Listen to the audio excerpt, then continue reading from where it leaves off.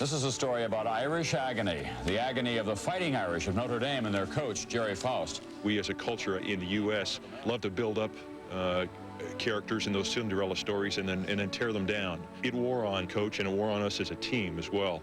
You'd see Os Faust bumper stickers once in a while. One time, up in one of the dorms, they had a dummy hanging out with Coach Faust on it. We just don't think he's qualified to be a major college coach.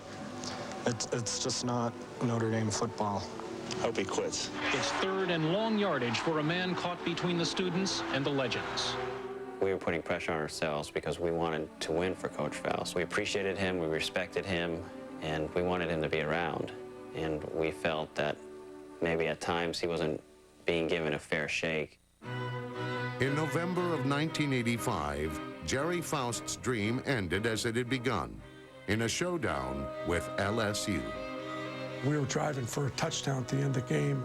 Steve Berline threw a pass to Tim Brown over the middle. Pass I should have handled very easily. I just sort of let it slip through my hands, and the guy trailing me caught the ball and picked it off. And they ran the clock out, beat us 10-7. And I was on the field shaking hands with Arnsberger, and one of the coaches come running out of the locker room. Tim's really emotionally upset. He felt he lost the game. And he's over in the corner, and we can't get him to settle down. I said, Tim, you didn't cost the game. You wouldn't have had to catch that ball if I'd have made the right decisions. Don't put that burden on you. I said, the burden should be on me. And I gave him a hug, and I walked away. In that moment, I said, I'm stepping down. It's not fair to these kids. For me, not to make the right decisions in the games, and then them have to go through what they're going through. And to this day, it was the right decision. Probably the toughest in my life, but it was the right one. And it was a great 5 years. Sometimes you can never answer, you know, you don't know why things happen. I'm sure there was a purpose that I was sent here, you know. I don't know what it was, but I don't think anybody does, but I think there was a purpose. To be honest, there were people that were crying. I was one of them that got a little teary-eyed listening to Gerry talk about that the dream didn't come true. Certainly it was a highlight of his life to get the Notre Dame job. That was the answer to his dreams from the time he was a toddler. The low part of his life is possibly, you know, not succeeding there, but he hasn't let it get him down. And when he's going to be judged up above for his whole life, he might get more credit for the way he's reacted to adversity than to the good fortune that he had. He always thanks me for giving him the opportunity of being at Notre Dame for 5 years. When I think to myself, as miserable as they were, you know, he still really thinks that's the highlight of his life.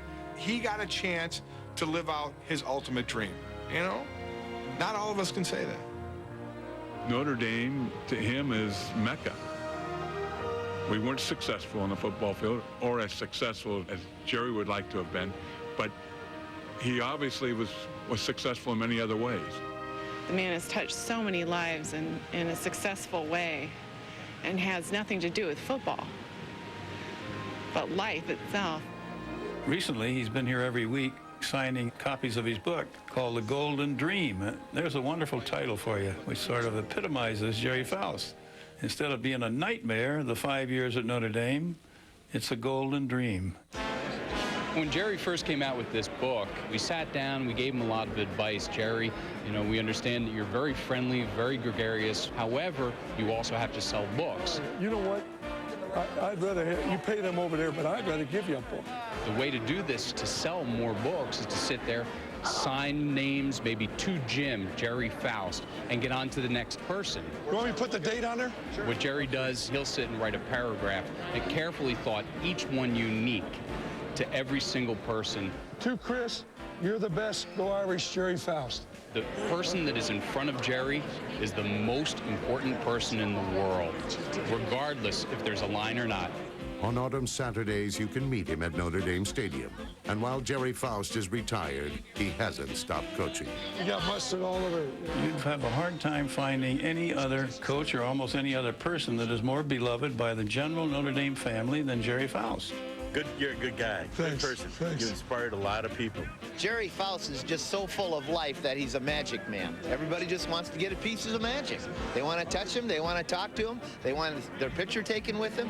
I mean, it's a madhouse wherever he goes. Yeah. Coach Faust. Yeah. Just wanted to say hi. Thank you. Good to see you. Good to see you. Thank you, Good sir. to see you. Thank How's you. everything going? Going good. Thanks. Thanks. I think we're right here. Years ago, you told me good luck because I was pregnant. Now my child is here at Notre Dame. Oh, you're kidding me. That's a great story. Yeah. That's a great story. You said good luck to you. Oh, God bless you. God bless you. Yeah, see you later. He's a legend. That's all you can say about the guy. He just never quits smiling, and he never quits giving. I look at it now, it stuns me that I had the opportunity. Now I look back and I says, oh my gosh, how did I ever get there? It's a miracle. Gerry Faust learned that sometimes, even when your dreams aren't completely realized, reality can be just as rewarding.